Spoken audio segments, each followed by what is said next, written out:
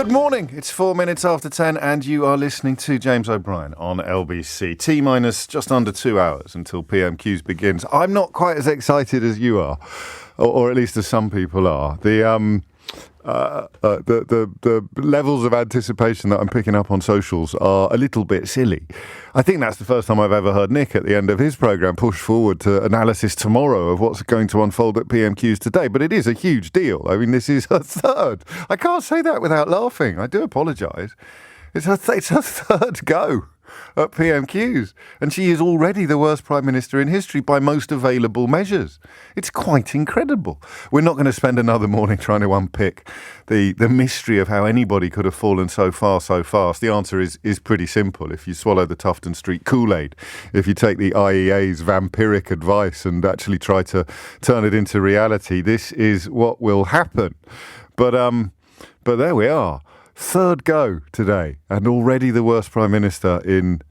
I mean, Lord North was pretty bad, wasn't he? Was it Lord North who was in the chair when we lost America? I forget precisely the details. Do you know the IEA is actually on Lord North Street in London, not Tufton Street, as many people mistakenly believe. So I mean, there's a parallel there. I think it was Lord North. Was it Lord North? So the worst street... They reside on a street named after the second worst Prime Minister in history, and they bear personal responsibility for the creation of the very first worst Prime Minister in history. There's one for the pub quizzes. And I told you a while ago, listen, you can be upbeat because we get to spend a few hours together every morning, and you know, it is quite reassuring to see reality beginning to return to the political fray. Even cyclists, because they were on the list, weren't they? Things that you're encouraged to hate in order to distract you from the fact that the people you're being encouraged to put in charge are absolutely ridiculous. You were supposed to hate cyclists for a while. Do you remember? So, down with cyclists. They haven't even got insurance.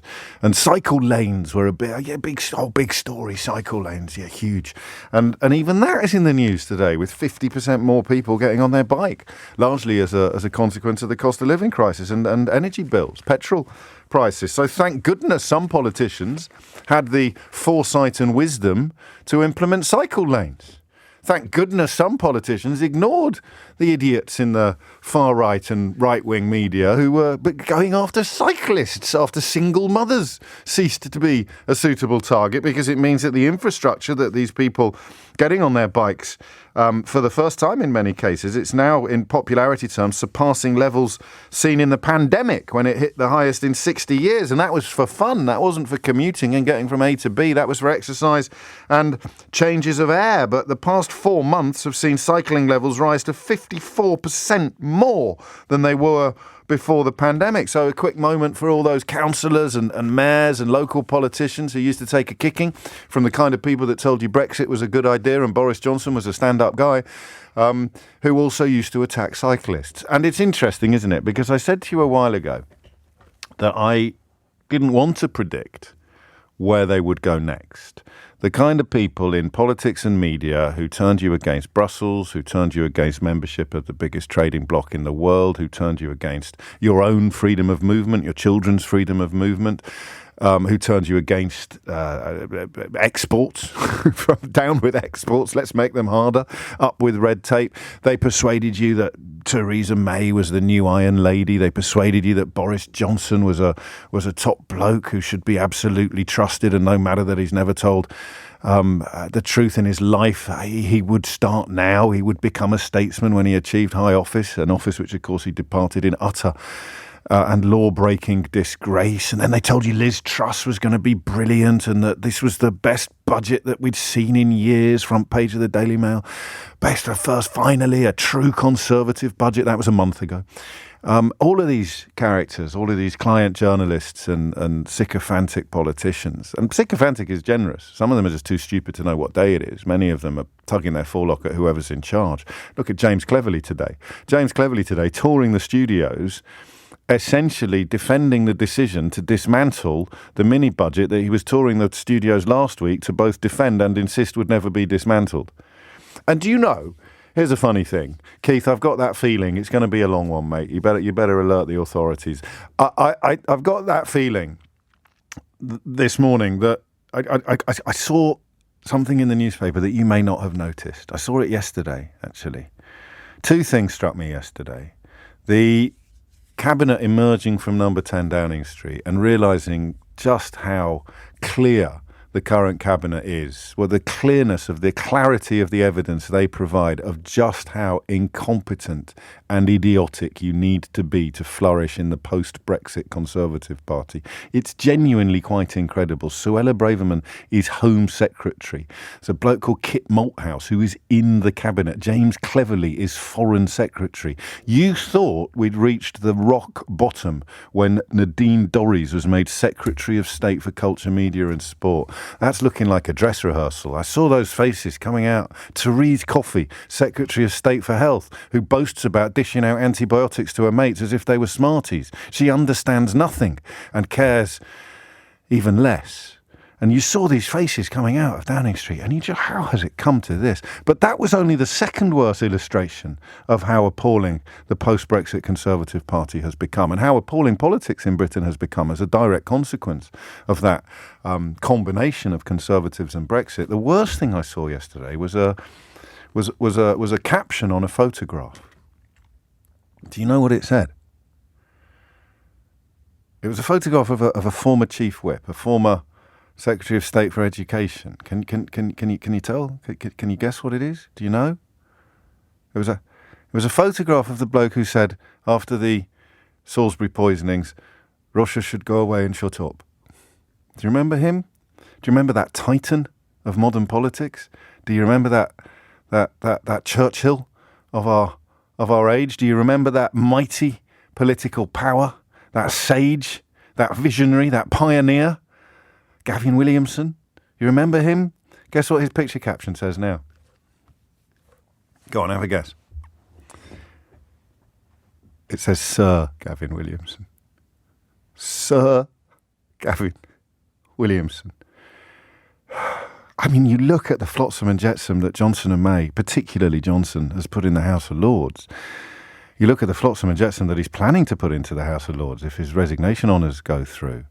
And then you remember some of them only got knighthood. Some of them didn't actually get seats in the House of Lords. Your Moylans and your Hannons and your Hoeys and your Foxes and your Goldsmiths. These utter inadequates promoted to the highest benches in these islands. But some of them just got knighthoods, including Gavin, Russia should go away and shut up, Williamson.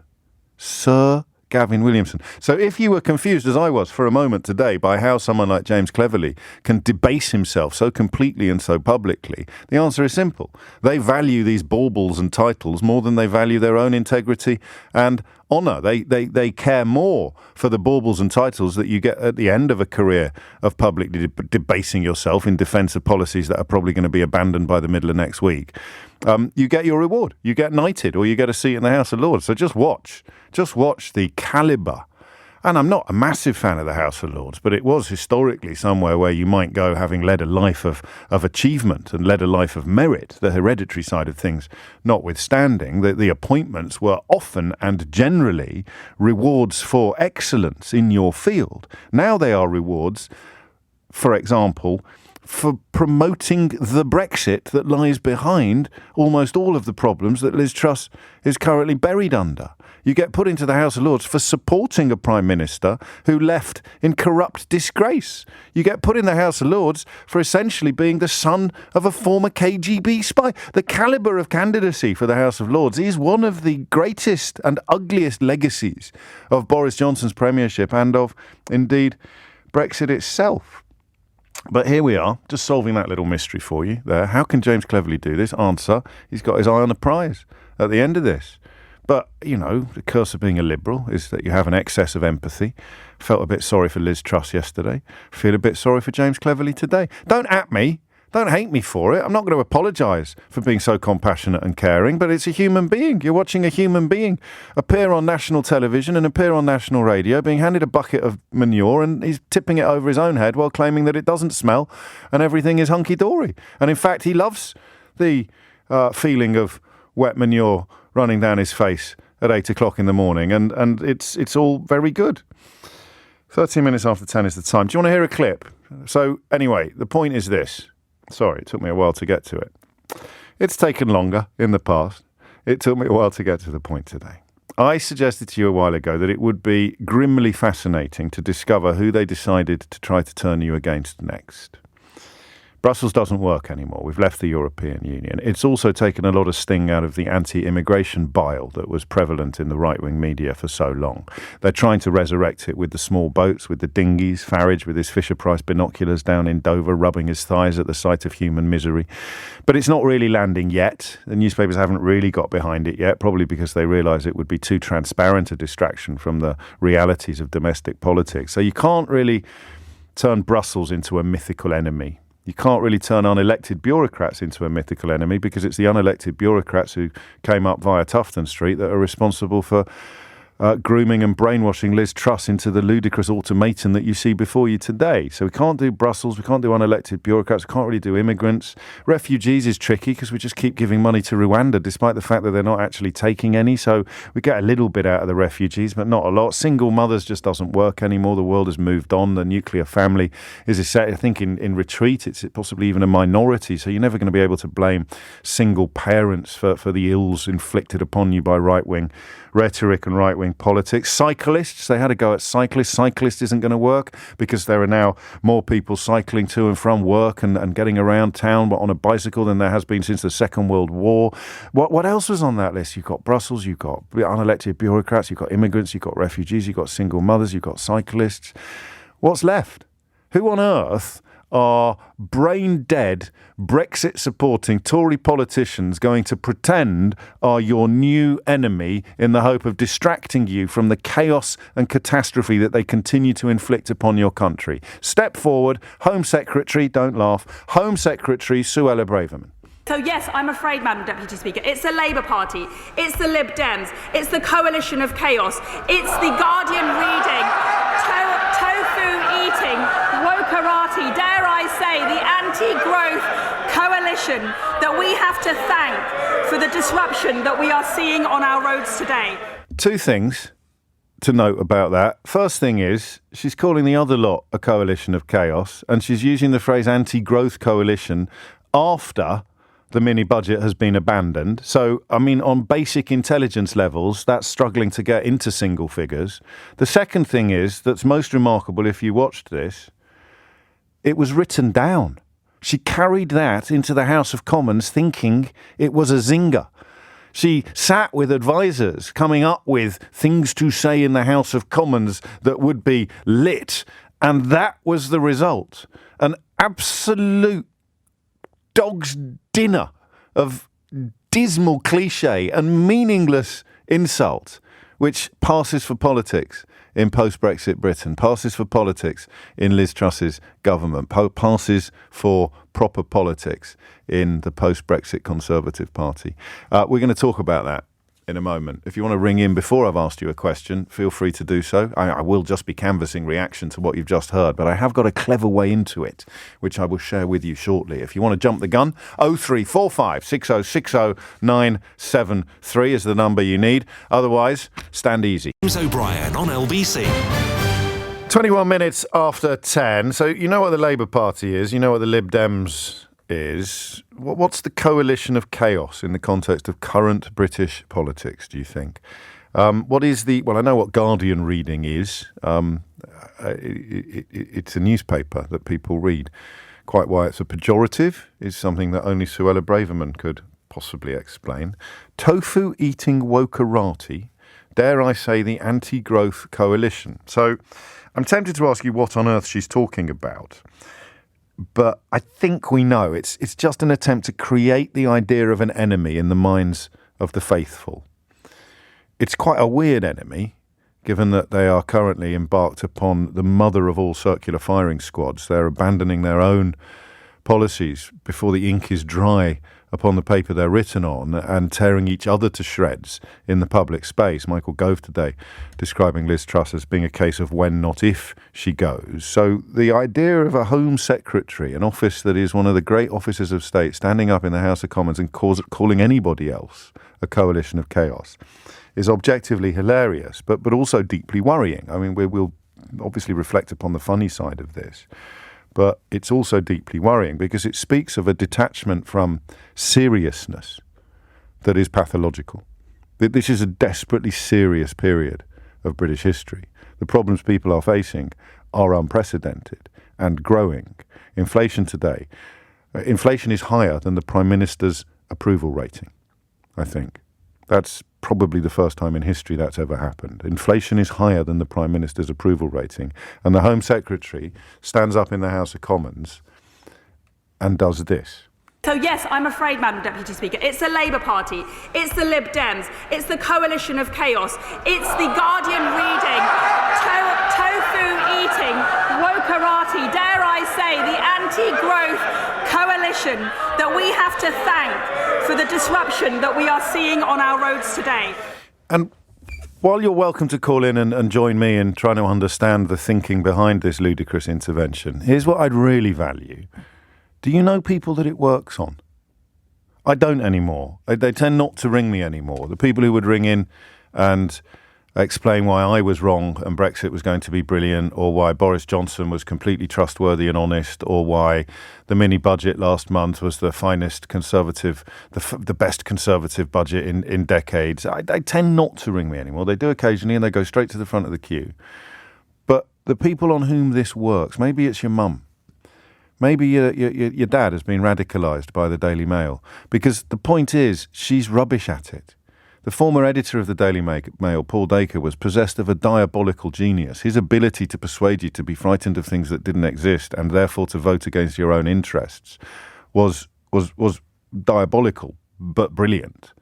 You know, like the best con men, the people that could sell you London Bridge or the Eiffel Tower or Nelson's Column. They've got to be pretty good at what they do, even if the marks need to be a certain type of gullible. But who does this work on? Who is actually going around today? And ideally it's you. You will ring me and say, no, James, you don't understand. The anti-growth wokerati, the tofu-eating wokerati are a real problem. 0345 6060 973. But does it work on people that you know? That's the question I've got for you. Do you know anyone who actually laps this up? That's a really crucial question for all of us, actually, but particularly, I think, in the current crisis. Do you know anybody who laps this nonsense up? Hit the numbers now. You will get through. A slightly backwards introduction to the programme today, because the call to arms to hit the switchboards only comes now. Two questions. What was Suella Braverman playing at? 0345 6060 973. And perhaps even more interestingly, do you know anybody on whom this nonsense works? Do you know anybody who laps this stuff up? Explain to me the journey that they've been on. It's a tactic that we deployed during anti-vax nonsense. I couldn't bring myself to speak to any of the ghouls and idiots pursuing anti-vax positions, but speaking to their loved ones proved fruitful. We're going to do the same here, but we're also interested in what Suella Braverman is playing at. Hit the numbers now, you will get through. And I will, by popular demand, looking at my inbox, play Yvette Cooper's response to Suella Braverman, which you have to presume wasn't written in advance, because she wouldn't have known what Suella Braverman was going to say. To the phones! Darren's in Croydon. Darren, what do you want to say? Hello, James. Hello, Darren. Honestly, you brighten up my day every day. Thank you. You've just brightened mine. You've just brightened up mine. Yeah, I mean, look, we're living in a time where sound bites don't work anymore, and they're desperate to get votes from people because clearly they know what's to come in maybe a few months, maybe. It's honestly, it's like watching a university battle where these people are, people that are unexperienced in life, and they just don't get the real. I think you're right. She's using. I don't know what her CV is, what her background is, but she's not really accrued any depth or particular skill. So she's doing what she would have done in the sixth form to score points against Perkins Minor in the school debating society. That's what it feels like. It's just like they think that we live in a world where us normal people that live every day working our socks off, trying to earn as much as we can, especially during this energy crisis where fuel's so high. It's just we don't care about sound bites. Can I run through the charge sheet and see what you're guilty of? Would you mind? Yeah, of course. Do you ever read The Guardian? Hello? Do you ever read The Guardian? I listen. Oh, well, I'm 30. No, 32 now. The way I get my news is listening to LBC, reading articles on Twitter or wherever. Just trying to work out who. Have you ever eaten tofu? No, I might have, but not because... Not deliberately, not knowingly. Not deliberately. I've never knowingly, Your Honour, I've never knowingly consumed tofu. I mean, I'm from a Chinese descent, and we have, we have tofu in our dishes. I don't know quite how you've managed to reach your majority, reach the age of 30, and being of Chinese descent without ever eating bean curd. That's an incredible achievement. That's like growing up in Yorkshire and never eating gravy. But yeah, I mean, it's just really, really daunting just to think these people who are clearly they're capable of being real leaders and being real people. But then on contrast, you listen to Keir Starmer. It just seems like there's adults on the Labour Party right now, and there's Conservative Party. You can clearly see they're just a shell of, they've never been great anyway. But they're just, from the candidates that you have, say Liz Truss was to go today, who's next? I don't know. It's a very good question. They're talking about bringing Boris back. They're talking about bringing Theresa May back. That may be something we talk about later in the week. But you highlight a very important point, Darren, and thank you for the kind words at the top there. You highlight a very important point, which is the contempt in which you have to hold your electorate. And you think about the editorial line of the Daily Mail or the kind of right-wing blowhards who are always banging on about cyclists or unemployed people or single mothers or whatever it may be. They must hold their audience in such contempt. I mean, there's the kindest thing you could say about them is that they are as stupid as the people they seek to mislead. The unkindest thing you could say about them is they absolutely despise the people they seek to mislead. I don't think Suella Braverman believes this stuff. If she does, things are even worse than I thought. I think she is speaking to an audience she holds in complete contempt. So she is saying there are people out there so stupid they're going to lap up, utter bilge about the Guardian reading, tofu eating wokerati, which is why I'm very interested today to know whether you know anyone who will actually lap this up and what you think has happened to them or how you account for their, if you like, their mental decline. 0345 6060 973 is the number you need. Holly Harris is here with the headline. I ate tofu by accident the first time. I may tell you the story later if you're extremely well behaved, but in the meantime, who does this stuff work on? Who does this absolute gibberish actually delight or persuade or in any way influence? Ben is in Brighton. Ben, what can you tell us? It works on an awful lot of people I know. I mean, I've got to say, a lot of our work colleagues that are bouncers or work as roofers or scaffolders, it works on practically everyone I know that I go to the gym with because they regard themselves as being this kind of rugged individualists that don't need any help from anyone. And by the way, I did think that the wokerati as an expression has an awful lot more traction than the anti-growth coalition, which just sounds clumsy and ridiculous. And I also... Well, it's a bit too specific. It's too specific, the anti-growth coalition, isn't it? If you're going to invent a mythical enemy, the vaguer it is, the better, So wokerati is a vacuum into which all of your prejudices and preconceptions can move fairly easily. Absolutely. Frictionlessly. Absolutely. I think she made a terrible mistake knocking tofu, though, because everyone I know, we all love some tofu because it's a good muscle builder. What, bodybuilders eat a lot of tofu, do they? They awful lot of tofu. Sorry, I meant do we? Kind of very boring chicken. I meant and do broccoli. we? That's Bodybuilders eat a lot on. of tofu. Do we? Not do they? I don't know what I was thinking of there, Ben. I didn't know that. So she's dropped a bit of a clanger there by bringing tofu into it with the muscle men. There's a lot of people that feel very wounded about that. I mean, they value tofu almost as much as they value their steroids, James. So, yes, well, obviously you're not encouraging that sort of consumption in any way, shape or form. Certainly not. But you describe a dichotomy. I mean, so I guess, and in fact, Emma's picked me up on this already, and some other people are suggesting that Suella Braverman does actually believe it. Just because the words are largely meaningless doesn't mean the feelings that they inspire don't exist. And it's a feeling of politics that is, that's why the phrase nanny state works sometimes, or politics that somehow recognises that... Yep. That there is society, that science sometimes needs to step in, that everybody... But these people send their kids to school, don't they? Who do they think is set in the schools? Well, the funny thing is, if you think about it, if you think particularly about the kind of dynamics of a gym, right? Yes. It's absolutely imperative that these guys always help one another out, because they're always trying to lift, if I'm trying to lift 120 kilograms, they're trying to lift 160. But you need to I'm spot red bent, each they wanna other, beat me, otherwise you could get choked by your dumbbells. Exactly. Yes. We could get hurt. Yes. So we all need to kind of look after one another. So on a kind of micro level, it's perfectly obvious. But mind you, for everyone, it's perfectly obvious that on a micro level, we need to look after one another. You would it's think when so. you extend that idea beyond the family that some people, Suella Braverman included, seem to object to it. They seem to think, oh, no, it's for the family. It's not beyond that.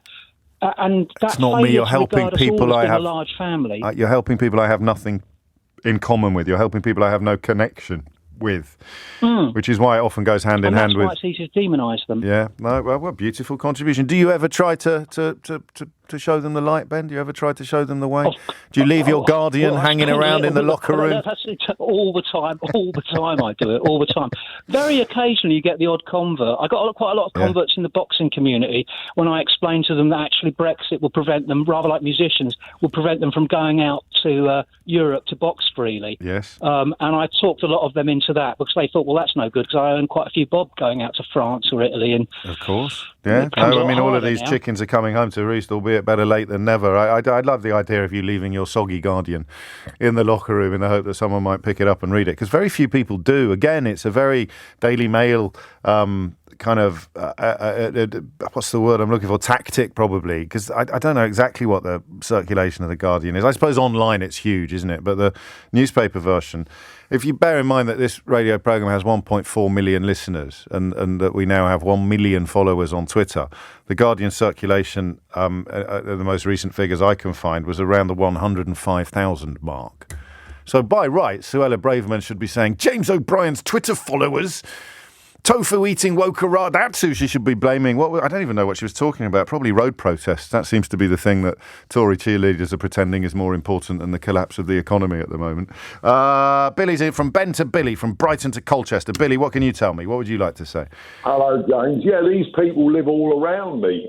Here in 75% Leave vote in Far Wales and North Essex. North Essex. Yeah.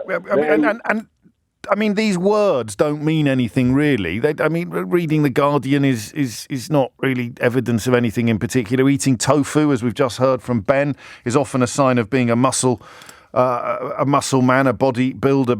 But what is the enemy they have in their minds? What is conjured up in the minds of your neighbours when Suella Braverman goes on a mad rant like this? Well, they don't think clearly. They say they don't want Labour in because Labour are communists. You ask them what a communist is, they won't know what a communist is, yeah? Sounds familiar. One of my neighbours, one of my elderly neighbours, so about a year after Brexit, I can't see why we can't just leave. And I tried to explain to her about economics and stuff, obviously no good. Treaties, international treaties. Yeah, so I said to her, well, why did you vote Brexit? And she says, well, I don't like Germans. You see, and people really do think like that, James. Yes, I know they do. It was a bit of a... These people are not stupid. They are people who've had careers, yes, earned good money, got their own houses, and they think like that, yeah? It just comes out. And it's this one, even this, let's run... I'm afraid it's the Labour Party, it's the Lib Dems, it's the Coalition of Chaos. This week... Billy, the coalition of chaos? You've got government ministers touring studios, essentially defending the dismantling of a policy they insisted last week would never be dismantled. You've got an entire prime ministerial platform being abandoned within a month of it being built, and they're calling the other lot the coalition of chaos. Will that land with your mates, with your neighbours? No, because they won't have understood the budget. They won't have. They must have known. Come on. She announced a bunch of tax cuts and then she unannounced them again. Yeah, but I mean, they just won't understand that. They just won't see that. All they'll see is personality. Well, I don't know. We ought to bring back Boris. Boris has been stabbed in the back and stuff like that. You know what I mean? They walk among us. They walk among us. Yeah, and I mentioned something else, James. Go on.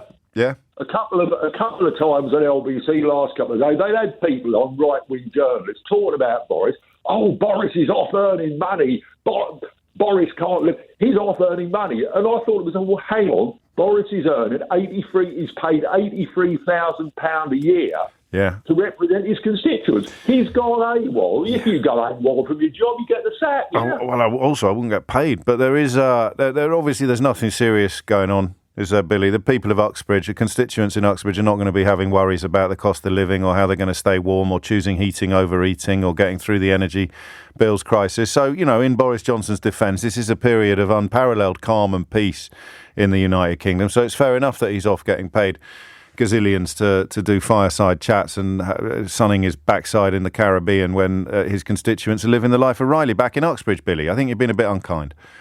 Well, but I mean, this is the whole thing about politics. I mean, Yes. Apparently nobody points out that MPs are paid $83,000 a year to do a job, and they can just wander off the job. I can't understand it. I can't. You make a brilliant point. I don't even know what the rules are. I'll tell you what, if there were any rules, then the person whose job it was to enforce the rules probably resigned under Boris Johnson and never got replaced. But it does seem a little bit remarkable. Billy makes a brilliant point. If I just don't turn up, I just take the rest of the week off and carry on invoicing.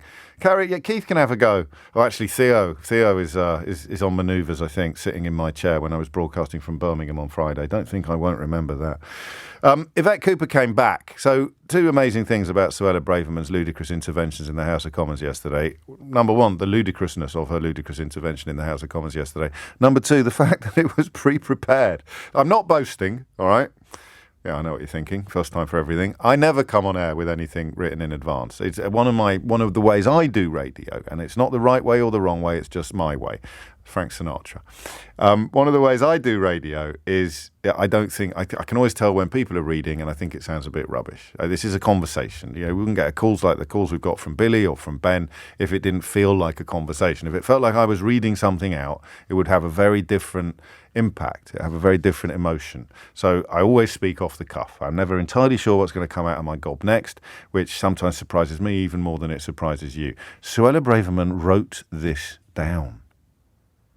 There might have been an excuse, conjurable, if this bilge had come out of her mouth when she was desperately trying to fill a silence or avoid embarrassment, but she wrote this down. One presumes she did so with assistance, that other people sitting around the table said, "Oh, stick in tofu eating, Sue. Why don't we say, oh, good one, yeah, good one. Let's call them the coalition of chaos, Sue. Oh, yes, great. Yes, let's call them the coalition of chaos." Whereas, as far as I can tell, Yvette Cooper's response must have been on the hoof. So she might have jotted down a few thoughts while Suella Braverman was speaking, but she wouldn't have known what Suella Braverman was going to say before she said it. So I'll play you them both again, actually. And I'll do it in a moment after the next junction, because this is what our Parliament has been reduced to. And remember that the same people who sold you Brexit and Boris Johnson and Theresa May and Trussonomics and mild racism and Nigel Farage and all of those, they had Yvette Cooper on their hit list for quite a long time. They used to be very misogynistic and vile about her. And now you see what a proper politician sounds like when they're up against Suella Braverman. I'll treat you to that little exchange after this. I'm not yet going to share the tale of the time I first tried tofu, but it is a very odd thing to have sought to demonise, particularly isn't Suella Braverman a Buddhist? I mean, I'd have thought tofu was quite a staple part of a Buddhist diet. I don't know. I just sort of... Hummus eaters got off lightly, didn't they? Usually hummus appears on these lists. When I was an idiot, I used to go down some of these very lazy paths. When I was in the early days of doing this job, I talk about muesli munching hummus eaters who knit their clothes out of their own armpit hair. The kind of stuff that would get you a column in the Daily Mail. Muesli munchers got off lightly as well in this speech from Suella Braverman, didn't they? What have the hummus eaters and the muesli munchers done to be excluded from her ludicrous list? I do not know. Anyway, here is that ludicrous list. So yes, I'm afraid, Madam Deputy Speaker, it's the Labour Party, it's the Lib Dems, it's the coalition of chaos, it's the Guardian reading, tofu eating, wokerati, dare I say, the anti-growth coalition that we have to thank for the disruption that we are seeing on our roads today. Do you know, it's very rare that when I do a clip, it gets worse with every play. Normally, it loses a bit of impact. Normally, you find yourself going, right, that's enough now, Keith. you can go back to your sandwich. But on this one, it's getting worse every time I hear it because it is so utterly out there. Anyway, Yvette Cooper, who's of course the Shadow Home Secretary, here in the immortal words of the late great Jim Bowen, here's what you could have won. Deputy Speaker, it's like astonishing. The Home Secretary actually talked about a coalition of chaos. We can see it in front of us as we speak. Look, I understand the Minister, they do have concerns. The government does have concerns. When they face issues where you've got a selfish minority wreaking havoc, you've got someone who's resisting all attempts by the powers that be to remove them, causing serious disruption, disorder, chaos, with serious consequences for the public, for businesses, for politics and for financial markets. But they've glued themselves under the desk.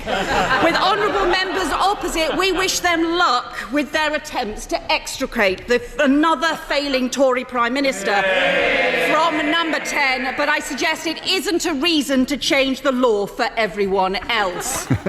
She must have had some of that ready in it. I don't know, actually. I'm a great fan of speaking off the cuff, but there it is. Holy moly. 10:51 is the time. 0345 60 60 973 is the number you need. What is Suella Braverman playing at? I nearly said, what is she on? And talk to me about the people upon whom this nonsense works. Ailey is in Newcastle. Ailey, what would you like to say? So just to give a bit of background, I grew up in Portsmouth. My family are all Conservative. All of my friends were Conservative. But also, the part of Portsmouth that I come up from is extremely deprived. It's one of the largest council estates in Europe. Yes. But it's overwhelmingly Conservative. It does seem like a bit of an own goal, right? Yeah, it's a hugely significant phenomenon, and it's newish as well in historical terms, isn't it? I'm a bit lazy, so I'd suggest that the process of radicalisation begins really with Rupert Murdoch buying The Sun and turning it into a kind of propaganda sheet designed to persuade people to vote against their own interest. But perhaps that's patronising or condescending. I'm never quite sure. What do they think the Conservatives do for them? I think it's almost like a bad science. Like they read something that is almost dumbed down, like in the Daily Mail, that makes sense to them because learning the alternative is almost too complicated. We're so close to sounding condescending, aren't we? Both of us. We are. But my parents are very intelligent individuals. Like they're not. Then one of them's a nurse, one of them's a doctor. They're intelligent. And they'd swallow this, would they? They'd go for the tofu eating 100%. wokerati? The tofu eating specifically. Really? Because if you think about the average Labour voter or left-winger, as they would put it, then you are thinking of like a vegan that is pro-immigration. If you had like a little cartoon of them, it'd be a vegan that's, pro-immigration is going to be the undoing of the country. Right. They don't see it as, and so if they start to question a bit of it, they have to question all of it. The whole thing. If they're like, oh, well, this person who enjoys eating tofu, it's actually quite nice. And then not obviously just from that, but like if they start having to question, oh my God, I've been completely wrong for 20 years and I've just hated something for no reason. So it's a compartmentalisation. It makes life easier in a way. It just sort of it decomplicates. I'm surprised at a doctor or a nurse doing this because the education levels speak of at least exposure to critical thinking. But some people just like to be told, there's your enemy, there's your friends, don't ask any questions, start fighting. Well, for sure. So I had a lot of arguments with my parents and my grandparents over Brexit. They kept saying, well, we don't want the euro. I was like, David Cameron has literally, you can find it online, set out a list of agreements of things that will not happen. And one of them is we will not leave the pound. And also, why would we leave the pound? Because at the time, it was a good currency. At the time. At the time. And you showed them this list of things and they just didn't believe it because they didn't want to have to question everything they'd already read. Yeah. I mean, that climb down, we underestimate it sometimes, overcomplicate things. You've been persuaded up to the top of a tree and you don't want to come down. It's going to be horrible coming down. It's quite scary. It's a lot easier to climb a tree than it is to come down one. It's embarrassing, especially when you thought at the top of the tree was going to be the sunlit uplands and the promised land. Thank you, Ailey. Everyone's stressing this. Billy did it as well, didn't he, in North Essex, in Colchester, that it's a mistake to think that the people Suella Braverman is speaking to are stupid. So maybe my analysis needs to be reviewed, because I think she thinks they're stupid. But maybe she understands them better than I do, because maybe she's not pretending that the tofu-eating wokerati are her sworn enemies. Maybe she is actually one of them. Maybe she believes it as well. She thinks that being a Home Secretary in a government that is tearing itself to shreds in public, in real time, is somehow the right path to be on, and the other lot really are the coalition of chaos. I just can't get my head around that. I can't even begin to. Christian's in Kettering. Christian, what would you like to say? Hiya, James. How are you? I'm all right. I'm genuinely confused, but in a slightly amused way, because for my money, Suella Braverman's words yesterday could have been written by Sacha Baron Cohen or Armando Iannucci, you know? Well, this is the thing with them, isn't it? I mean, they've gone so far to the bottom of the barrel that they're literally, you couldn't make it up. However, Braverman is actually being quite clever. She is using the typical divide and rule tactics. So that's the first thing she's doing. She's as we know, the Conservatives are in a very weak position, both politically, economically, and even morally. So basically, they're making enemies because, if you're in trouble, you manufacture a foe to distract everybody. I mean, Margaret Thatcher, the Argentinians. Well, she didn't manufacture that. She didn't manufacture that. They did invade the Falkland Islands. But my goodness me, if you look historically at the polling, the SDP were on course to win the next general election before the Argentinians invaded the Falkland Islands. So some of the enemies are mythical and invented. Some of them are actually real, but they have the same effect, potentially. Yeah, that's right. But also as well, James, when you mentioned about people falling for it, yes, I don't think that they're actually falling for it. It's they just cannot face themselves in the mirror, because these people voted for something which has turned out to be an omnishambles. And rather than look at themselves in the mirror and say, hold on a second, I voted for this mess, they actually kind of take Braverman's words in order to kind of, justify it. Yes. Well, at least it would be worse.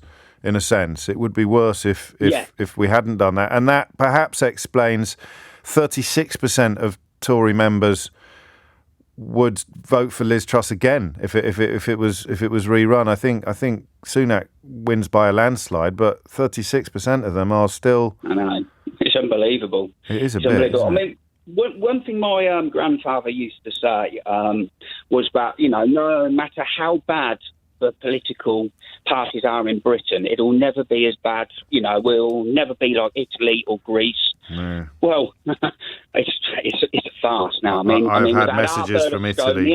No, I've had messages from Italy saying that you used to laugh at us. You're not laughing now. No. Well, that's it, James. That's it. I mean, we've had our Berlusconi character in Johnson. Yes, we have. I just couldn't believe it would get any worse than Johnson and Truss and. I mean, it's a new low, isn't it? We're the laughing stock of the world. Of course we are. And I mean, the world is now writing about it. There are articles all over the foreign media. I mean, as close as Ireland or as America, but across Europe as well. I don't have the language skills to cast my net too far, but it is obvious. You can judge it by cartoons, if nothing else. It's a mixture of puzzlement and pity. There's no actual xenophobia. I'm sure there are countries that direct xenophobia at the British, just as the British direct xenophobia at every other country in the world. But there's none of that schadenfreude you might have expected. There is just a mixture of pity and puzzlement. And I suspect the longer Liz Truss stays in power, the more pity will overcome puzzlement. And speaking of two-horse races, Rishi Sunak now at 64% among Conservative members if they got another vote, while Liz Truss is at 36%. And I'm still thinking, how can she get so high? From Global, leading Britain's conversation with James O'Brien.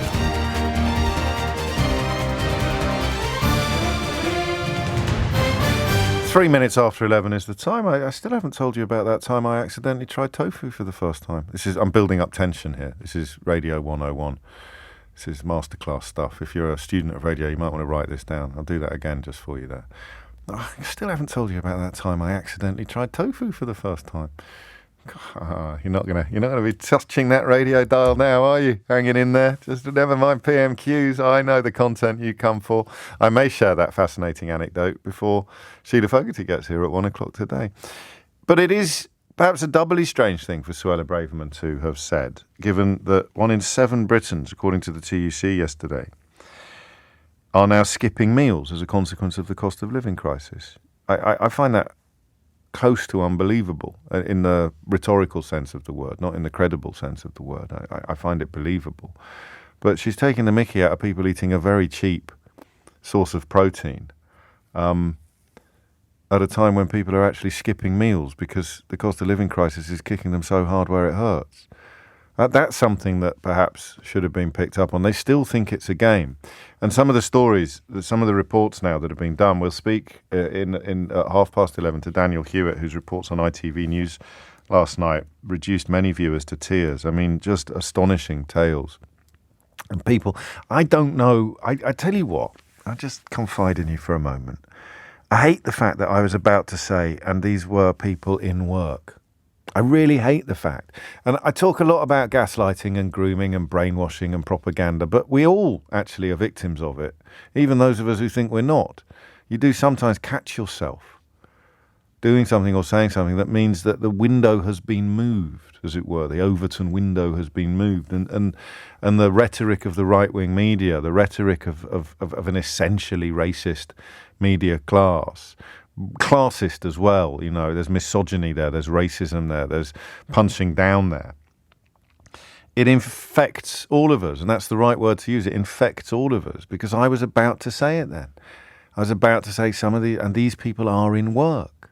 I do it with universal credit. I always say, and the percentage of people, a huge percentage of people on universal credit are in work, as if somehow people starving is okay if they're unemployed. You see the subtext there that I almost fell into and have fallen into in the past. The subtext of these vile editorial lines that have been injected into the bloodstream of the British public now for 30, 40 years. Oh no, and some of them are in work. Most of them are in work. So what? They're British citizens. They live here. They're British residents. They are our compatriots. So if you're a patriot, you care about them.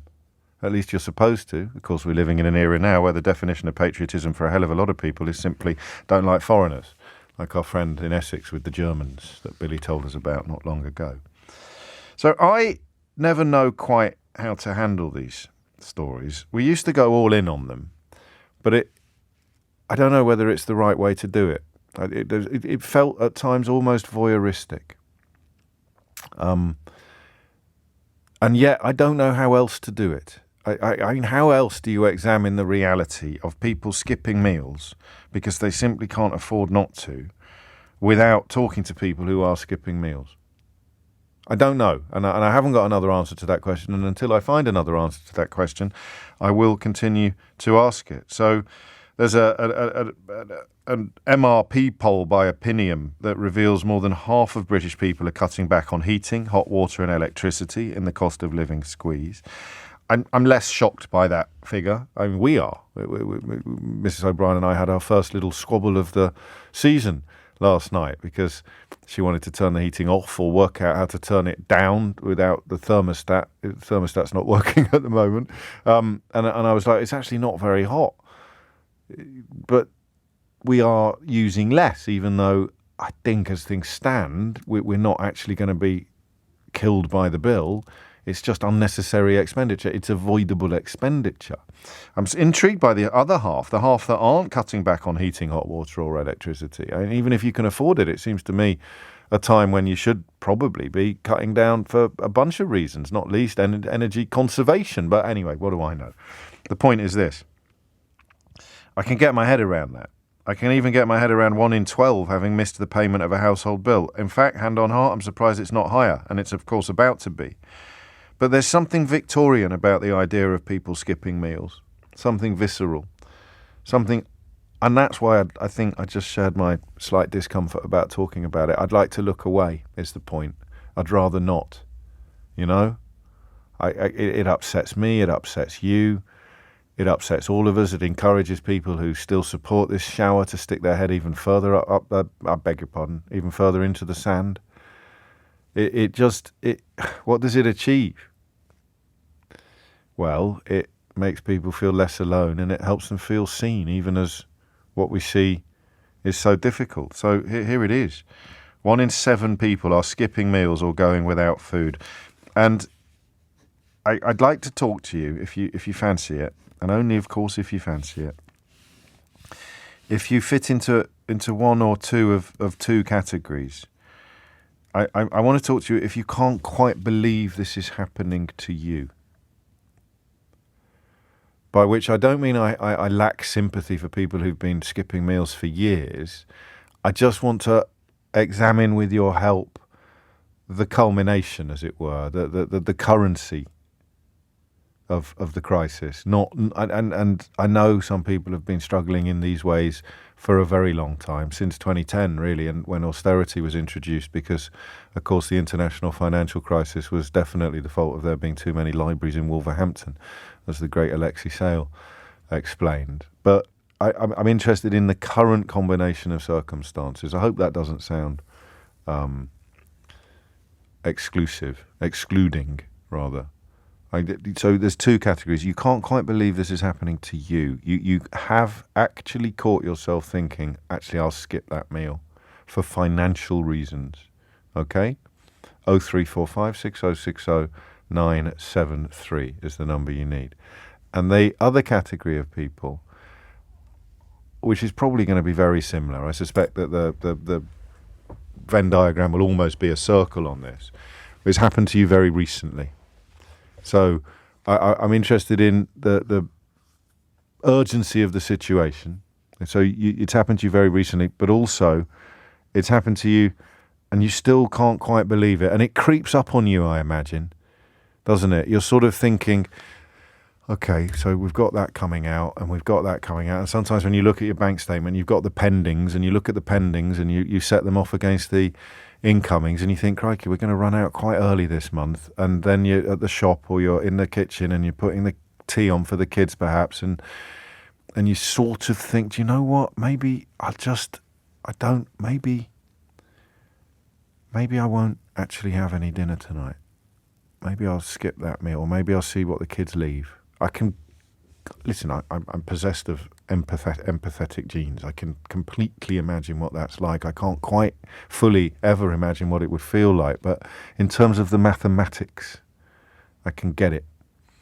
You start putting things back. I've noticed in the supermarket on a couple of occasions recently, people getting the bill from the checkout and having to put things back and having it knocked off the final bill at the checkout, and you sort of have that urge to help, but you can't because that would be weird or patronising, and you just think, and it's not, people aren't putting back, Ferrero Rocher or fancy stuff. They're putting back, maybe they bought 2 loaves of bread because it's a big family. They're going to put one of them back, buy it later, putting back tinned food, not fresh food. And those are the moments where you think these calculations that must be going on, they must be so exhausting.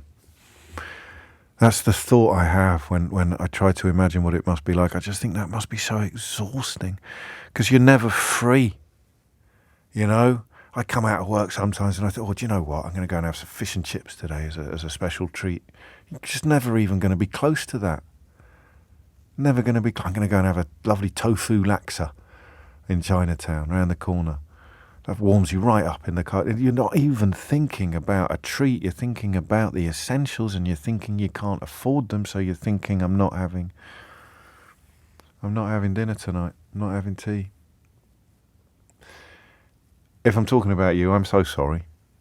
If you want to share a little bit more insight into what it's actually like, rather than what I imagine that it's like, then I would welcome your call on 0345 6060 973 is the number that you need. James in Gloucester writes, my disabled wife and I have gone down to 850 calories a day. We live on soup, protein shakes, multivitamins and yoghurt. We haven't switched on the heating and instead make do with layers of clothes. We both work full-time in the NHS and never thought it would happen to us. But we need to make sure we have future-proofed ourselves. A reference there to things getting worse before they get better, of course. These energy bills, albeit that that the energy cost is capped, these excessive energy bills haven't started landing yet. Inflation has gone over is today recorded at 10%, which means if your last pay rise was 3% or anything less than 10%, you've actually had a pay cut in real terms in the last period of time. And Suella Braverman is talking about Guardian reading, tofu eating, wokerati being the real problem at the moment.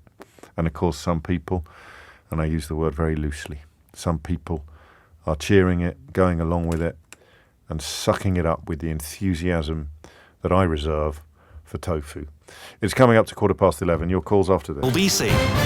18 minutes after 11. I've just had my attention drawn to the use of tofu by far-right politicians in America as a pejorative. I'll try to share that with you shortly, but we have more important matters to discuss at the moment, namely the 1 in 7 Britons skipping meals in a cost of living crisis, because while inflation might have hit 10.1%, inflation on food products is well over 14. Rita is in Haringey. Rita, what made you pick up the phone?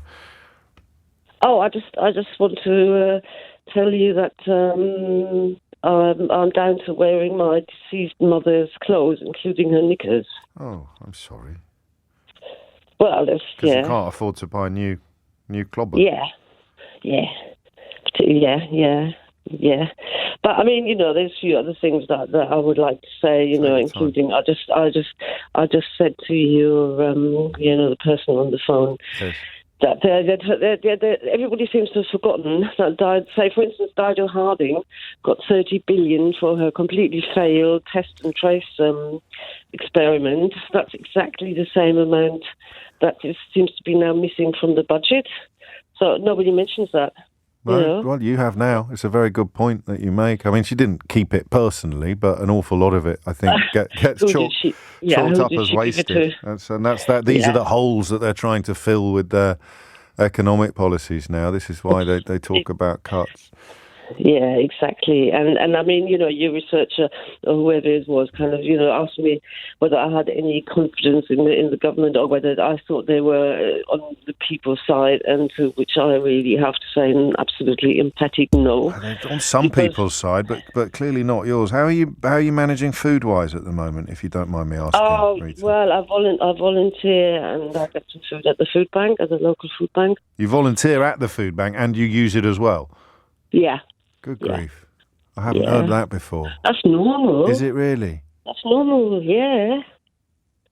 And what I mean, how much do you use it? What would be an average day's consumption for you? It's two afternoons a week. It's when it's open. Okay. It's only open 2 afternoons a week.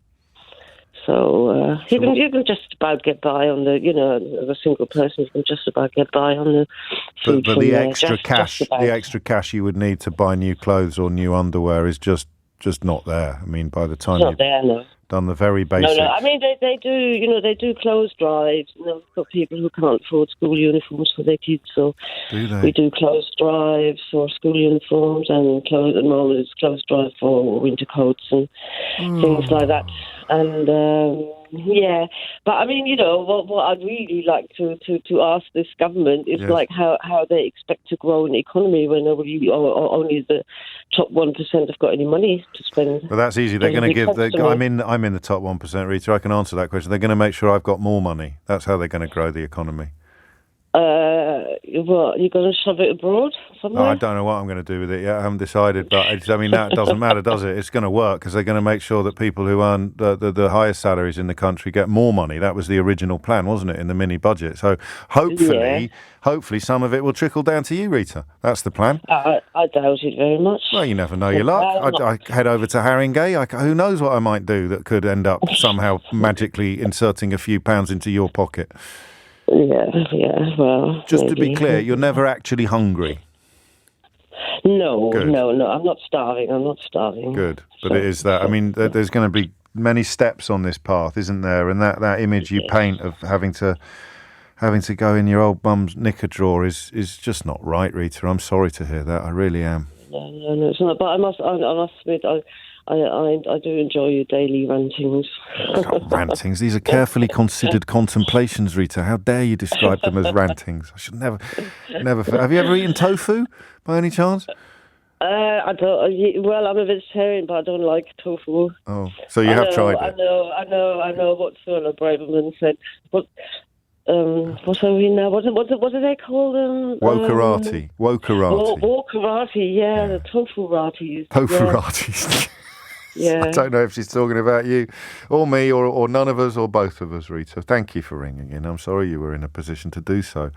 And I'm glad. I mean, look at that. Like volunteering and using a food bank. There's something there that I hadn't really contemplated before. You know, that curious combination of circumstance, and Rita still wanting to give something back to the community project that's also helping to feed her. Greg's in Leeds. Greg, what would you like to say? Hi, James. Lovely to talk to you. Thank you. You too. Yeah, I'd just like to start off by saying I'm, one of the lucky ones for now. Earn enough. We've had to cut back. We've had to make changes, but we're doing okay. We're getting by. But me and my wife both work in education, and so we're starting to see it increasingly. You talk about people skipping meals. Start seeing children skipping meals, unable to really afford, a decent breakfast, a lunch at school, etc. And these are kids that don't qualify for free school meals as well, aren't they? I think Jamie Oliver was talking about this last week. Because the ones that qualify for free school meals are at least guaranteed one decent meal a day, but there are kids who don't qualify for it who aren't getting lunch at all.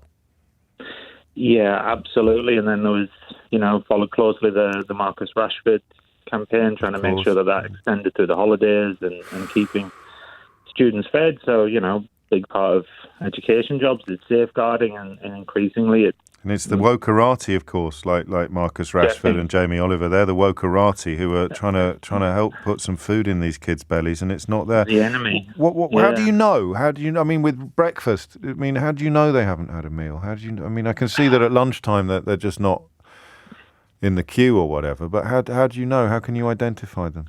It's difficult, but you can spot the signs. You can look at students who don't have any energy, that just constantly look tired and malnourished. Obviously, that's the extreme case. Of course.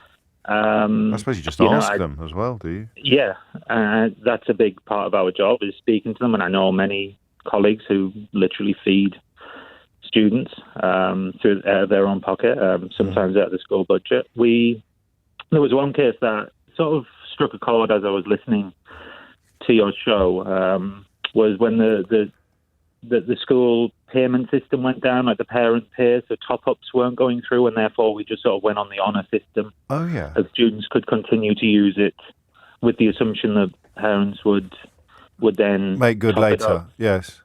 Yeah, and then there was, that revealed one student in particular who was unable to, or their parents weren't topping up or couldn't, and he took advantage because he was so hungry. So this is the only time he could get food was when he wouldn't be required to pay for it. So I can join in and get myself a chocolate chip cookie at breakfast break, and I can get my lunch and whatever else to make up for what he was missing. So that obviously then, we realised the situation and have tried to intervene and deal with it and help him through the situation. But it's not a pleasant part of the job now. How much covering up do parents do? I mean, because it's embarrassing, right? It shouldn't be, because this is clearly through no fault of their own.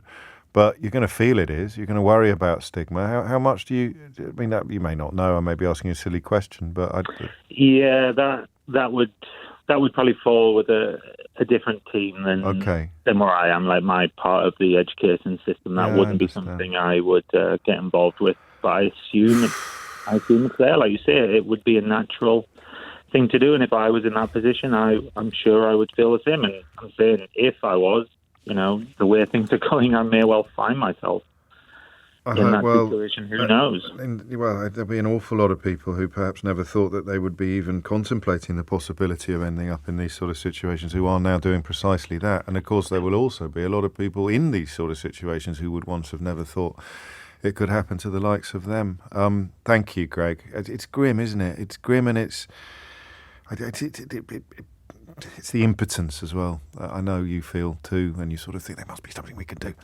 That's why you elect governments. They're supposed to do this stuff. And Suella Braverman, the Home Secretary, is too busy criticising people who eat tofu to actually worry about people who aren't eating at all.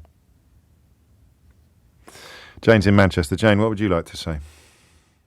Hi, Jane. Hello, Jane. I'm a second-time caller. It's about 3 years since I last spoke to you. Welcome back. Thank you. So, it's really difficult for me to actually call in today. It's really embarrassing, personally, but just responding to what you're talking about with the cost of living crisis. Yeah. I never contemplated I would be in the situation that I'm in now. I had a really good job. I was a middle manager for a local authority back in 2011. Right. Was made redundant with all the big cuts that were made to local authorities.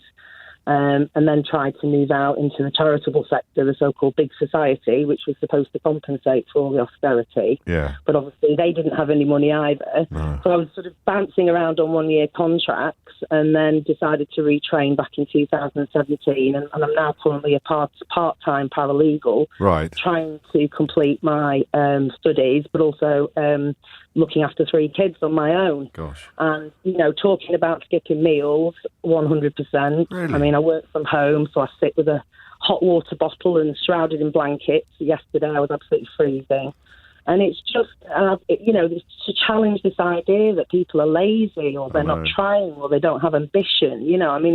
It's just an absolute insult when I've personally witnessed such a drastic decline in my own life. And you are trying to reverse that decline in every way you can. And absolutely. You feel absolutely. Not only not helped, you actually feel actively maligned.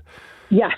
Absolutely, and it does feel like that. And, I try not to take it personally. Of course. And I definitely don't eat tofu, so I think that doesn't really apply to me. But, certainly when I was so anti-Brexit and I knew the economic issues there, and I just feel that, you're just being shot off at the kneecaps, literally everywhere you move. I mean, the food budget, talking about, children, I can't afford to give my child, I've got 2 younger ones at school, neither of them qualify for free school meals because I work.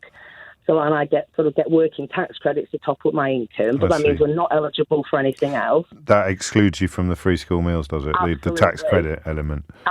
Absolutely. Okay. But the tax credit obviously isn't increasing with inflation, nor is it likely to do so. And food inflation is bigger than base rate inflation anyway. You're looking at 14.5% inflation on food.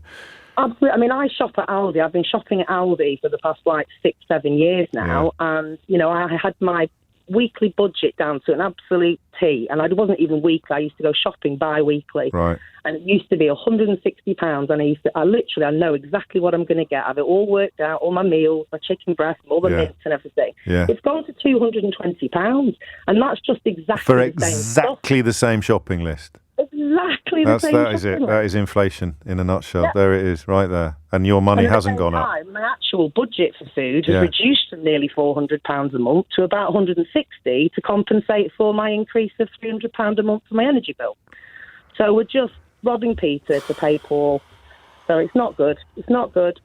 What does skipping a meal look like, if you don't mind me asking? How does that? I mean, when did that first? Right. I live off Weetabix, so I'll make something for the kids, and I'll now have Weetabix rather than because I do home cook meals, but I work part time and I'm studying part time, so every now and again it will be a pizza or it will be chicken nuggets or whatever it is they fancy that night, and straight out of the freezer. Yeah. There's enough to split between the two of them because my oldest son doesn't live here all the time. Right. But the other time, and I'm just bowl of Weetabix for me tonight then. Oh, boy. And do the kids know? Do they notice? It's really embarrassing for my oldest son because he obviously goes to high school and they have this honour system that the previous chap was talking about. Yes. And we have had situations where they've had to let him get into debt And then it's been a very sort of difficult and embarrassing conversation between me and the school just to say I will pay as soon as I can. And I've literally only just cleared the 50 quid from last year, summer term. So I'm sort of desperately saying to him, please don't spend too much. Please don't spend too much on your lunches because, I don't know how I'm going to pay it. Sure. And obviously I have, try to have food in the house, but it's not always convenient for them when they're having earlier starts with football or sports or whatever. But it does have an impact on them. And, I have no idea about Christmas. I just get shivers down my spine when I'm walking around the shops and all the Christmas decorations are out. Because I'm just like, just started, haven't they? And you're thinking, what are we going to do? How are we going to get through this? I hope you don't mind me saying this, but you are doing brilliantly. You know that, don't you? I don't feel like No, it. but you really are. I mean, I'm inspired by the determination that you display, and you've got a bit of light in your voice. I think you're doing fantastically well. You're doing them proud, even if it doesn't feel like it. No, it doesn't feel like it, and it does affect your mental health. But it's just, you've got no choice, have you? You've got to keep going. Well, you do. Yeah, well, I'm glad you feel that way, because, of course, you do have a choice. You could easily do less. You could feel even sorrier. You don't sound remotely self-pitying. But I am inspired by the tide turning just slightly, because what's been so frustrating the past couple of years has just been this, unbelievable, people not being able to see what's been going on. Yeah. And I'm just starting, even just the Daily Telegraph with their article this morning on, Project Fear and everything. It's like, yes, finally, people are waking up. So that gives me a bit of hope as well, because the past few years have been appalling in the face of a sort of polarisation in society. It's made it really difficult. So, I'm with you on that, although obviously I'm not at the coalface of the consequences of all this, but it's that Orwell line for me that comforts a bit, that there was truth and there was untruth. And if you could hang on to the truth, even if you were the only one, you would not go mad. And it does feel as if the truth is finally turning up, doesn't it? Finally, yeah. It's been a while. Jane, take care, won't you? Thank you, Jane. And good luck with the studies. Thank you as well. I was going to ask what the light at the end of the tunnel is, but she's lit her own, isn't she, by trying to improve her qualifications and get a better paid job. 11:38 is the time. I told you that this conversation about people skipping meals and other consequences of the cost of living crisis had been partly inspired by research published yesterday at the TUC, saying that 1 in 7 Britons were now skipping meals, but also by a report I saw on ITV News last night, because Daniel Hewitt has spent 2 weeks in North Shields investigating the impact of the cost of living crisis, and the first of his reports was broadcast last night. And you could tell on social media that it was both profoundly moving and deeply shocking for an awful lot of people watching. Here's a little taste of that. The first voice you'll hear is Daniel's. On dark, pre-dawn streets illuminate the lights of those whose lives depend on hard work. How many days a week are you doing this? 5. 5 days a week? Yeah. It's early every time this time of morning? Early starts? Yeah, no, I've been here since about 4:20. Liz Wright is 65 years old. She has known tough times before. You always worked? Yeah, I need to bring money in. But nothing quite like this, where her bills are too big to bear, her wage as a cleaner barely buying the basics. Toilet rolls once a month. The next month it'll be the soap powder, and the next month it'll be the coffee, where once upon a time you just went out and bought. On good weeks, Liz gets the bus into work. On bad weeks, she has to walk, unable to afford the daily £4 fare. Today, she has the money, but the good weeks occur less often now. We meet Liz after her shift. The big worry, keeping her awake at night, is her new energy bill, which has just doubled. You go in your account and it's £253 the one of a month. Can you afford that? Where am I going? Where I can't know. Are you worried about any of this? Yeah, really worried. Yeah. I don't want to burden my family. My daughter comes once a fortnight for something to eat, and she has to bring the food. Daniel Hewitt, the investigations correspondent at ITV News, joins me now. And I'll begin with what may be an odd question, Daniel, but this isn't the sort of assignment that an investigations correspondent would ordinarily undertake. Where did it come from? We feel right now that there are millions of people for whom the report we put out last night won't actually be as shocking as maybe you or I find it, because it's their reality. And yet so much of what we do in our daily work as reporting is around inflation figures, is around the latest chancellor, whoever it may be, and their latest statement, the latest government policy, which changes by the week. And so actually, how much does our reporting reflect what people are feeling and seeing? And so it may be a shock to us, but we wanted to reflect exactly what was going on. And so, yeah, I think it's slightly odd to say we investigated when in fact we just went out and we just spoke and we gave people that platform and that time to listen. Sadly, I don't think we do enough of it. We try and do as much as we can on ITV News, and we are going to do a lot more of it. And that's the first of many reports we'll be doing. But I think it's important right now to kind of just give people a voice. Liz isn't, I don't think, an exception, sadly, at the moment. She's working hard. She gets up early. She's doing all the right things. What would a government minister say to Liz? Go out and get a job. She's got one. Go and get a better job. She's 65. What's she going to do? Back. How would she cut back? You didn't play in the clip there. She went on to say that she doesn't use her cooker very much anymore. She doesn't use a toaster because she says, in her words, toast has now become a luxury. Now, it may seem silly to hear that for some people, but Lizzie's trying to control what she can control, trying to cut back what she can cut back. When you're down to that level, what's the next step for Liz? And I'm not sure, and that's where the fear comes from, not knowing what she can do next. And that's where the tears come from as well, I think, in her case, which I sense took you by surprise. It's the concept of zero, isn't it, Dan? The idea that you know, those of us who are privileged or a bit luckier can't quite imagine nothing, can't quite imagine hitting zero. There'll always be somewhere we can go. There'll always be something down the back of the sofa. There'll always be someone we can call. But when you're turning off the toaster, it's because there's nothing beyond the bottom, and that's where people like Liz are. Tell us about the shopkeeper you met as well, if you would. Yeah, so that will be on ITV News this evening. Shaka, he's owned a shop. But to let you know, we spent time on an estate in Wiltshire, the Meadowell estate. Yeah. And so we met lots of people and lots of places, lots of businesses there. There's only 4 shops in the whole estate, and 2 of the 4 shops are on the verge of closing. In fact, one will close, we're told, at the end of the month. Shaka's owned his convenience store for over 30 years. He is well known to the community. He now gives out kind of credit to the family he knows that he says he's never been able to struggle to buy basics before. And so Shaka was sort of talking about his customers to me and how they were struggling and how he was giving them credit. And when I asked him how he was coping, it was as if he'd never really articulated out loud what he'd clearly been feeling for some time. And it's a bit like Liz. I didn't expect Liz to cry when we started talking to her. She was quite stoic before we sat down. And Shaka was the same. And he just sort of went silent and his eyes filled with tears and says, I might have to close my shop.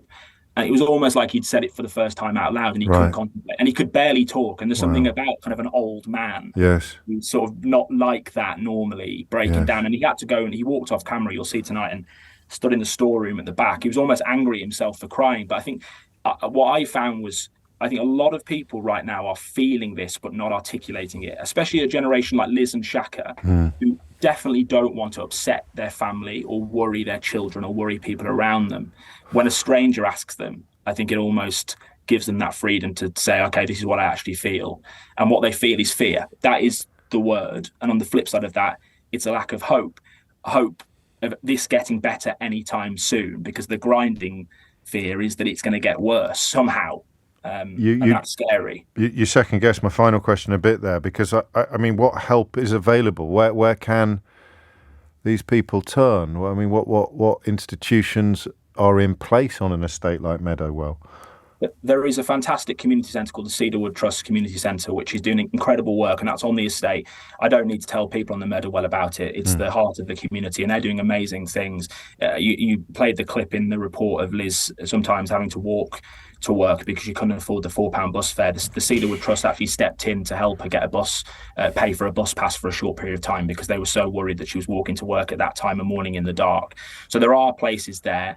The reality is, though, James, we are entering a period of time now with a lot of uncertainties over what's going to happen beyond April now, with the energy freeze being dropped to just 6 months. There's uncertainty over benefits, whether they'll be raised with inflation. There's questions over the pension triple lock. But there's also questions about what the government means by public service cuts and cuts to government departments. Cuts to government departments isn't some sort of Westminster term. It's a reality for people on the ground. And so, yes, there are services right now that can help people, and the Cedarwood Trust is one of them.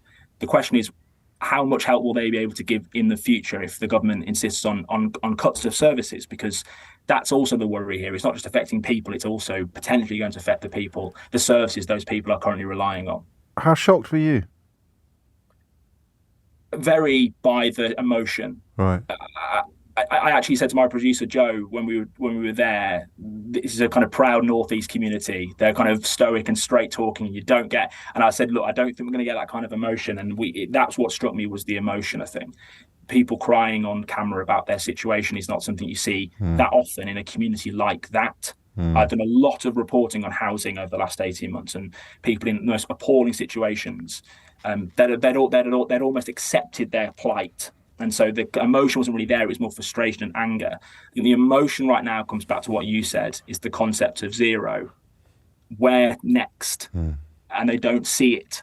And I think that's what was the most shocking, I think. And the most frightening. Daniel Hewitt, thank you. Latest report, another report tonight on the 10, is it? At the 10 o'clock? Yes, evening news, 6 o'clock and 10 o'clock. 6 o'clock and 10 o'clock. Daniel Hewitt, the investigations correspondent at ITV, and also I should probably add the Royal Television Society Specialist Journalist of the Year for 2022. 11:47 is the time. PMQ's almost upon us. That sort of glee that Theo and Usherwood and I were expressing yesterday, the anticipatory glee, that's a nice phrase. I'll use it again. The anticipatory glee feels a little bit silly, doesn't it, in the context of what we've just been hearing from our callers and indeed from Daniel and Liz, who appears on his report. But these are the people who are in charge of the situations you've just heard described. On LBC. 11:52 is the time. I'm just going to apologise to Lisa in Leeds, who's been on hold for a very long time. Lisa, I'll try and talk to you a little later in the programme, I promise, but we are now overtaken by political events, and most obviously PMQ's on the horizon. But LBC's political editor Theo Usherwood is with me. Not just PMQ's on the horizon now, other excitements unfolding. Where would you like to start? Would you like to start with Graham Brady and letters, or would you like to start with fracking? Should we start with back, frack or sack? Let's start with fracking. James, because Labour have an opposition day motion, and what they have very smartly done is that they have turned it into, they put an amendment in there which allows them to take control of the order paper, which sets the government business. Now, in usual parliamentary time, the government's business has priority, so they get to say what legislation they want to bring forward. What Labour is doing is combining a motion where they take control of the order paper, then bring forward legislation to ban fracking. And now Tory MPs are being told they're on a hard 3-line whip to oppose the Labour Opposition Day motion. But that is then going to give Labour the chance at the next election to write leaflets in those constituencies where the Tories are fracking to say, well, your MP actually supported fracking. Unless, of course, those MPs, Tory MPs, don't support fracking. Right, Mark Menzies, we were talking about. But it's a 3-line whip. It's a 3-line whip, and the so hang on, just back up for those of us who are a bit slower than you. How talk me through the mechanics of how this has worked again. Why wouldn't the government see this coming, or? But they've been caught on the hop, clearly. Right. So the fracking bill was due to go through. Yes. How does that become a vote of no confidence? So what Labour have done, they've taken an opposition day debate every Wednesday. They get the time to come up with anything they want to discuss. So they have put down a motion in the name of Keir Starmer, which has said, we will take control of the order paper in this motion. Yes. We will then bring forward our own legislation to ban fracking. Right. And therefore, if Labour takes control of the order paper, they then get to decide what legislation goes where. So it then becomes a confidence vote. Tory MPs, the Tory whips have to win this vote. Otherwise, Labour have control of the order paper. Otherwise, Labour get to make laws. And they get to make the laws, exactly. On this specific issue. Yes, and they can't allow that to happen. And what would you do if you were the MP for, who's MP for Fylde? Mark Menzies. Is he actually Fylde, the one you mentioned? What a coincidence. So they, fresh from celebrating their 2-0 victory over Kidderminster Harriers in the FA Cup last night, they've woken up with a bit of a headache this morning. Absolutely. So what does Mark Menzies do? Does he actually vote with Labour? Does he abstain and then lose the whip? Can they do the thing that they sometimes do on this, where they say it's parliamentary shenanigans? No, because it literally is an opportunity to vote to make sure nowhere in Fylde ever gets fracked. Exactly.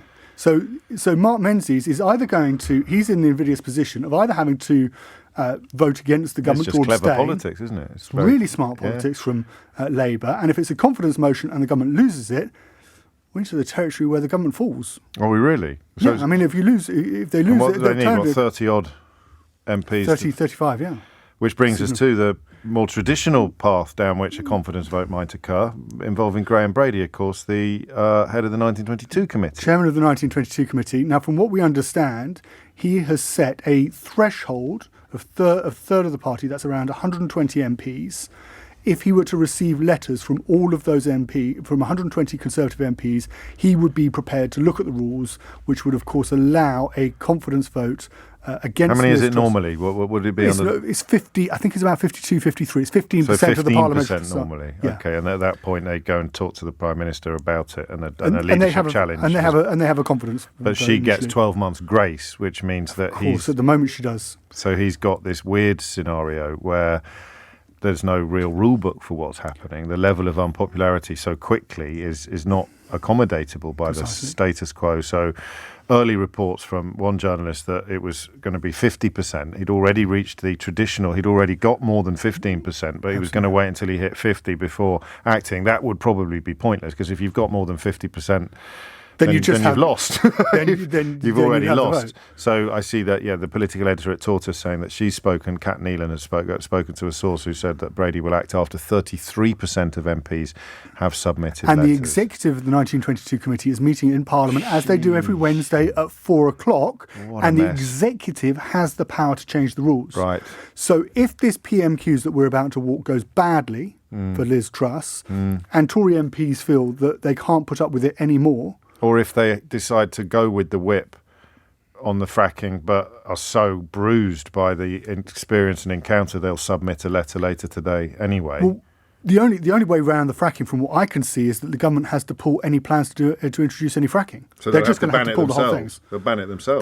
They'll have to do something to stop. We don't need to have a vote on this. Don't worry, lads. We've already banned it. Yeah, or we're just not going to do it. We promise not to do it. She looks quite chipper. Jeremy Hunt chatting to her there. We will cross live to the House of Commons, of course, as soon as Keir Starmer gets to his feet. I can't. We spent yesterday imagining what's going on in what passes for her brain yesterday. I can't really. I'd imagine if you're talking about subjects that are going to come up, I imagine pensions are going to come up. That's causing a huge amount of consternation on the Conservative backbenches, that actually the triple lock is going to be ignored for a second Manifesto pledge to ensure that pensions rise either by earnings, 2.5%, or inflation, and of course inflation now up at 10.1% announced today. So Keir Starmer, I'd imagine he's going to go down that particular route as at least in a couple of his questions to Liz Truss, to try and force her into making that commitment before October the 31st. James Cleverly, the Foreign Secretary, saying this morning he couldn't make any announcements. There's another Labour thing, isn't there? Is that what you're talking about now? To bring forward that? Isn't there another urgent question to bring forward that OBR report? There may well be. I'd need to. There is. I've seen that as well. So, I mean, it is all... And you've been doing this for a long time, Theo, despite your fresh face. You've never seen anything like this before. Brexit in 2019 was pretty... Theresa May's travails. But and then Boris Johnson, when he unlawfully prorogued Parliament. He was, I mean, odd though it sounds, he was in control of events, even as he sent Jacob Rees-Mogg to lie to the Queen and unlawfully prorogued Parliament and rode roughshod over convention, tradition and common decency. Yes. Truss is, I mean, in context of control, which of course we famously took back in 2016, Liz Truss is absolutely detached from the steering wheel at the moment. Yes, I mean, Liz Truss's fortunes basically depend on how the Conservative backbenchers can rally around one particular candidate to lead them through the next. So if they had an obvious maypole around which to dance, she'd be out by precisely. And from speaking to MPs, it's they're making the point. Such a fractured party, isn't it? Exactly. And from speaking to MPs, Rishi Sunak won't back down because he still fancies himself. Of course, Boris Johnson is over in the Caribbean on holiday, looking at the numbers that are coming out from the polls, saying that if they can push it to a membership vote, he would clearly win. And that's the deadlock that is basically keeping Liz Truss in post at the moment. And as soon as that deadlock is broken, you'd imagine they're going to move fairly quickly against her. There's a little poster doing the rounds. Nadeem Zahawi's just tweeted it. Thank you to Matt in North Wales for bringing that to my attention. Important for our constituents to note, and then it's one of those sort of cobbled together poster type creations. I'm voting to secure British energy supplies. Putting local consent first to unlock new gas reserves will help secure British energy independence. So they're not going to abandon the fracking plans then? Well, that was 14 minutes ago. No, yes, I was going to say. It's a long time in politics. I was going to say 14 minutes. Yes, I was going to say that, of course, last week Liz Truss was castigating Keir Starmer for the fact that he hadn't extended the energy price guarantee beyond April next year. Now, this is where Starmer becomes quite interesting, isn't it? Because will he go in on that? Will he do the retrospective stuff, or will he focus on the road ahead? I'd imagine he will look for any subjects, and he may well bring up fracking as well. He'll look for any He'll look for any subjects. Fracking, doesn't he? He'll bring up any subjects that drives a wedge between Liz Truss and her and Conservative backbenchers. And there are quite a few. We're listening also for levels of support that she receives from the benches behind her, from Gullis. Or the silence. Yes, or indeed the silence. Any minute there now, are I think some gaps. Keir Starmer will be getting to his feet to begin what is almost unbelievably Liz Truss's third ever PMQs. It's incredible. And also, I should just mention, there's some really difficult Conservative questions coming up as well. So we'll hang around, will we? Well, first up, Sajid Javid, who the number 10 described in very unpolite terms. That was insane in terms of political wisdom, wasn't it, to insult him? The story got out that she tapped him up for Chancellor, and then she described him in using a four-letter word, or her people. You've also got people like Andrew Mitchell asking questions, Gary Sambrook, who's on the 22 committee, asking questions. It could be a really bruising half an hour or so. Right, let's find out. Here it is. Thank you, Mr. Speaker. A book is being written about the Prime Minister's time in office. Apparently, it's going to be out by Christmas. Is that the release date or the title?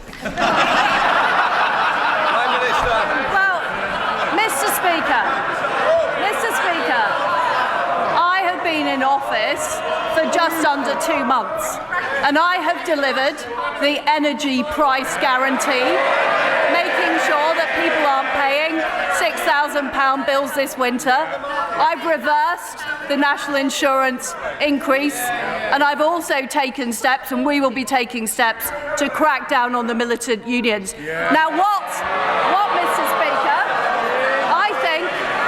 Mr. Speaker, that is more of a record of action than the honourable gentleman in his 2.5 years in the job. Mr. Speaker, last week the Prime Minister ignored every question put to her.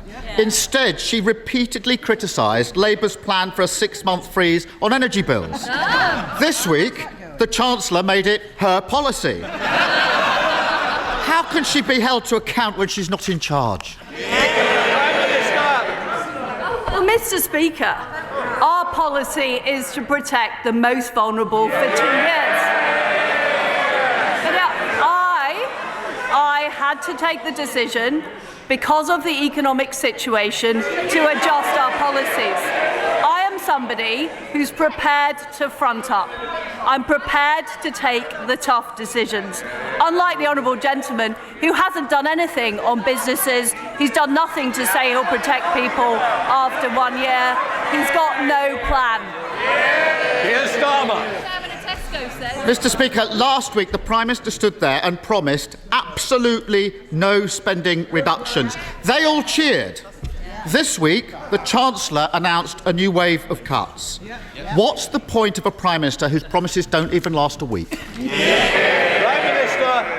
Well, I can assure the right honourable gentleman that spending will go up next year, and it will go up the year after. But of course, we need to get value for taxpayers' money. The Labour Party has pledged hundreds of billions of spending pledges, none of which they've retracted. The honourable gentleman needs to reflect the economic reality in his policies. Mr. Speaker, those spending cuts are on the table for one reason and one reason only, because they crashed the economy. And working people are going to have to pay £500 more a month on their mortgages. And what's the Prime Minister's response? To say she's sorry. What does she think people will think and say? That's all right, I don't mind financial ruin. At least she apologised. Prime Minister. I do think there has to be some reflection of economic reality from the party opposite. The fact is that interest rates are rising across the world, and the economic conditions have worsened. And we are being honest. We're levelling with the public, unlike the honourable gentleman who simply won't do it. And what is the honourable gentleman doing about the fact that train workers are again going on strike? The fact is he refuses to condemn the workers. We are bringing forward policies. Mr. Speaker, we are bringing forward policies that are going to make sure our railways are protected, people going to work are protected. He backs the strikers, we back the strivers. Mr. Speaker, she's asking me questions because we're a government in waiting and they're an opposition in waiting. There's no getting away from this. Millions of people are facing horrendous mortgage repayments. And she's admitted it's her fault. She shouldn't have conducted an economic experiment on the British public. But it's not just her. They put her there. They're keeping her there. Why on earth would anyone trust the Tories with the economy ever again? I notice, Mr. Speaker, he's not actually objecting to a single economic policy that the Chancellor announced on Monday. He's refusing to condemn the strikers. We're on the side of working people. We're going to legislate to make sure we keep our railways open. The honourable gentleman refuses to do anything. Here's Starmer. Mr. Speaker, the only mandate she's ever had is from members opposite. It was a mandate built on fantasy economics and it ended in disaster. The country's got nothing to show for it except the destruction of the economy and the implosion of the Tory party. I've got the list here. 45p tax cut, gone. Corporation tax cut, gone. 20p tax cut, gone. 2-year energy freeze, gone. Tax-free shopping, gone. Economic credibility, gone. And her supposed best friend, the former Chancellor, he's gone as well. They're all gone. So why is she still here?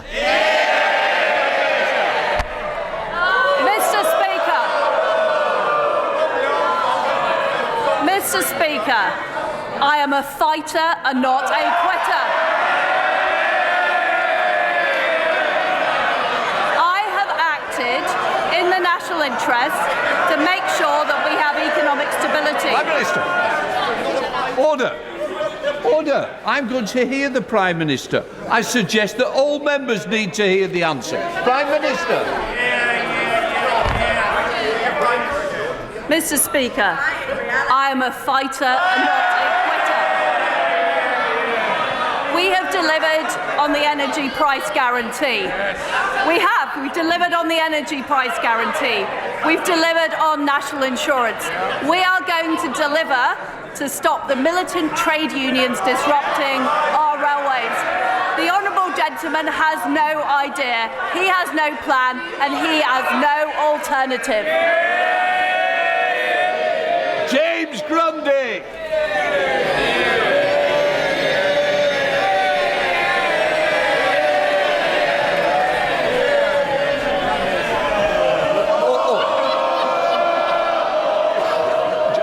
Just sit down. Sit. Can I just say, he's obviously the more popular choice. Come on, James Grundy. You've got a future.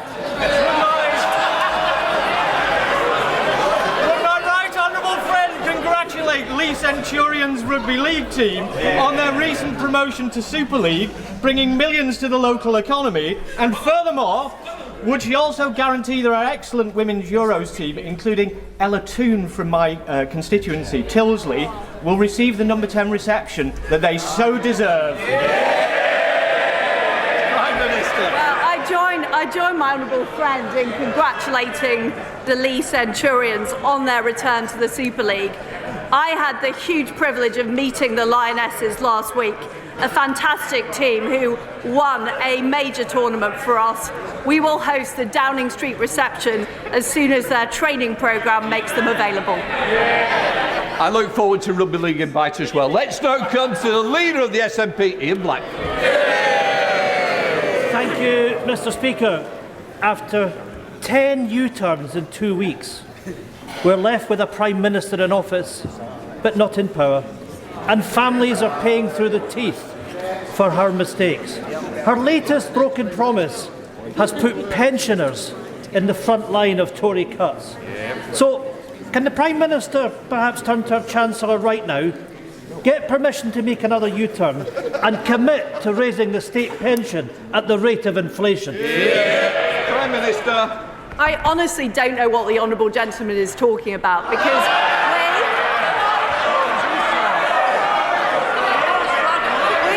we have been clear in our manifesto that we will maintain the triple lock, and I am completely committed to it. So is the Chancellor. Well, Mr. Speaker, it's no surprising that the Prime Minister's approval ratings are collapsing with an answer like that. The worst polling result for any Prime Minister in history. She's just thrown 12 million pensioners under the Tory bus. And it's not just pensioners feeling the pain. In the last week alone... I also want to hear Mr. Blackford. Mr. Speaker, it's not just pensioners feeling the pain. In the last week alone, inflation has risen to a 40-year high. Mortgage rates are at the highest level since the financial crash.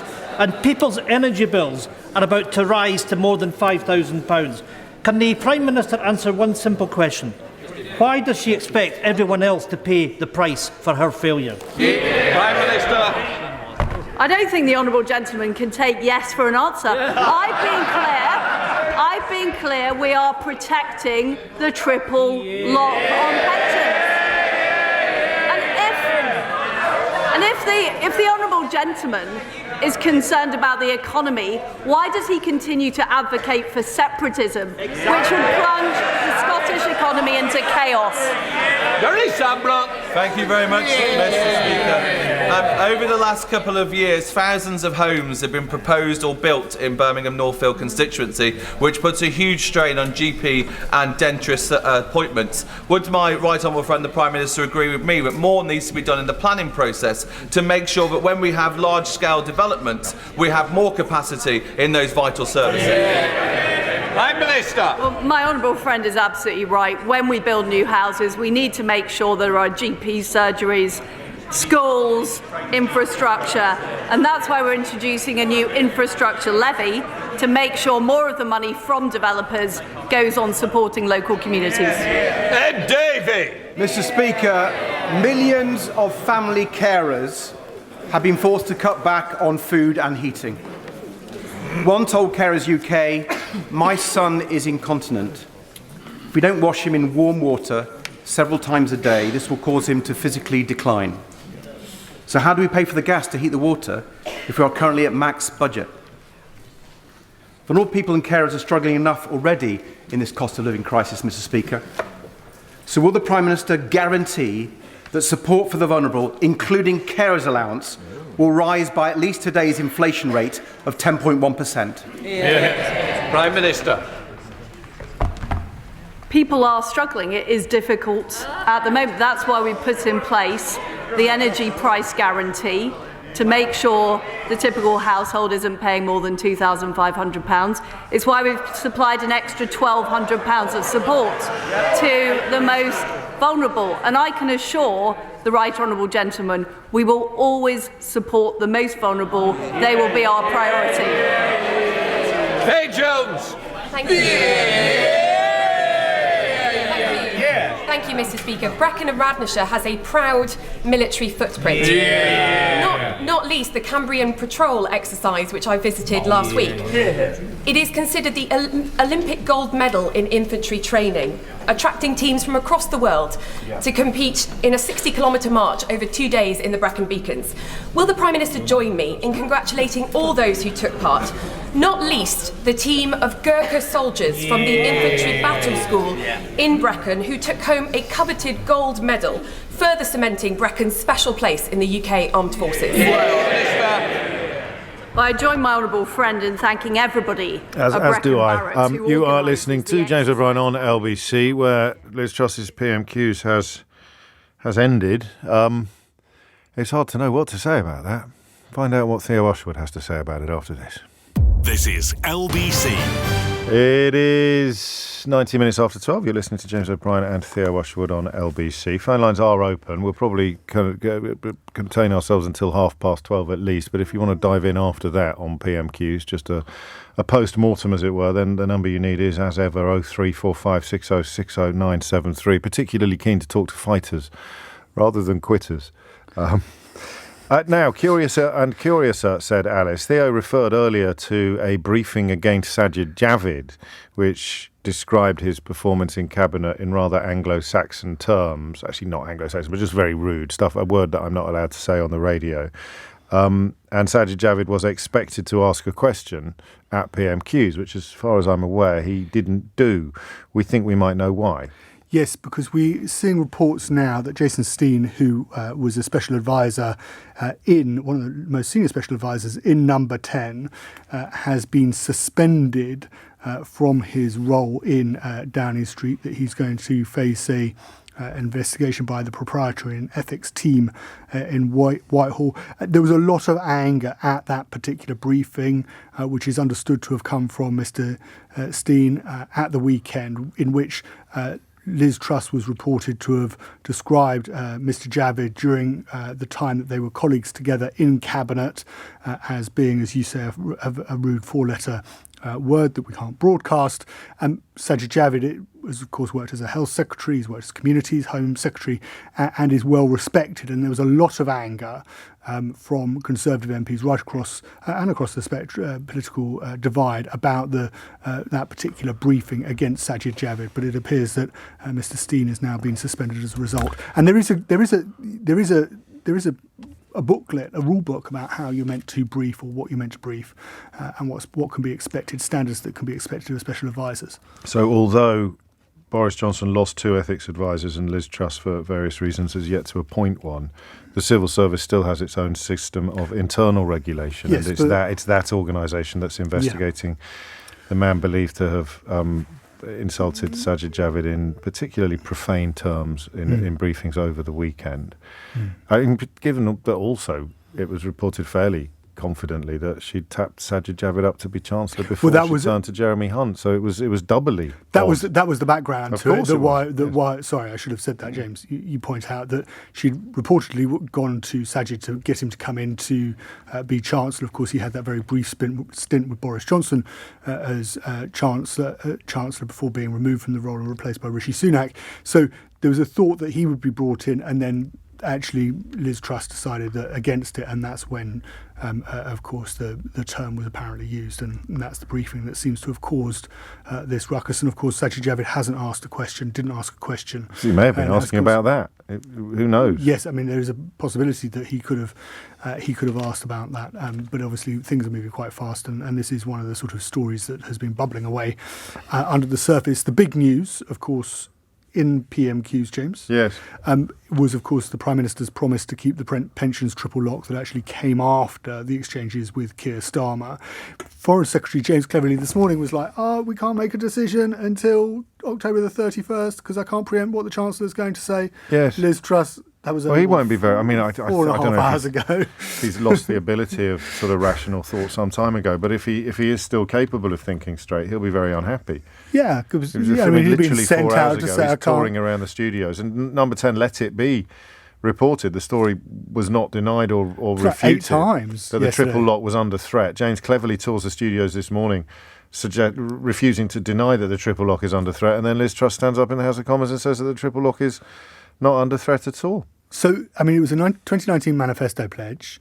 I think she might have also said that she's putting up, let me see, Robert Peston is on it, so pre-committed that the state pension will rise in line with 10.1%, which Jeremy Hunt told Robert Peston earlier this week was was not going to happen. So we're back. Yes. That's the triple lock, isn't it? That's the triple lock. So it's not just that the story wasn't refuted. It's that Jeremy Hunt told the political editor of ITV that it was going. So the triple lock is basically, or at least that it was under threat. Yeah. So the triple lock was invented in 2010 by George Osborne and David Cameron, and it basically says that the state pension has to go up either in line with inflation, 2.5%, or earnings, whichever is the least. And of course, inflation is 10.1%. So, we should say whatever is the most. So inflation is 10.1% for the month of September. The expectation, if you honour the manifesto commitment, is that the state pension goes up by 10.1%. But of course, that amounts to around £7 billion.